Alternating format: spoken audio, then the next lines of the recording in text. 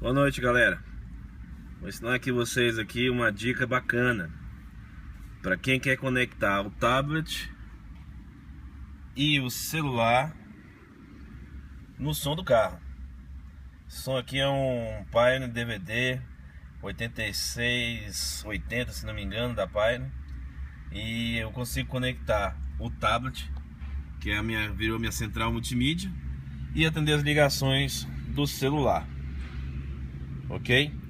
Seguinte, galera, para fazer isso, o lance é o que? Você vai nas configurações da sua conexão com Bluetooth e desmarca essa opção aqui, ó, áudio de chamada, somente áudio de multimídia, ok? Que aí acontece, você vai transmitir somente a multimídia, somente o áudio, o vídeo, o que for, o que o aparelho permitir fazer, ok? No seu celular, você vai fazer a conexão de áudio do telefone, ok? E desativar a conexão de mídia. Isso permite com que você tenha os dois aparelhos conectados junto ao seu DVD Bluetooth, ok, galera? Então essa aqui é a minha diquinha para você ter os dois aparelhos conectados ao seu som. Olha aí tocando, ok?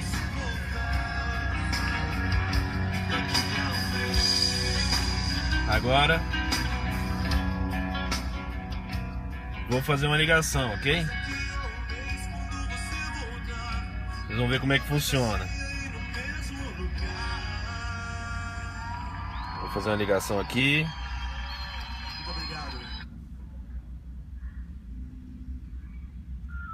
Olha aí, começou a fazer a ligação. Tá vendo? Desliguei. Vai voltar a tocar. Ok?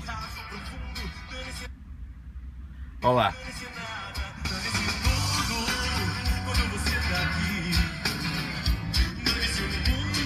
Beleza, galera? Essa é a minha diquinha. Um grande abraço, sucesso a todos.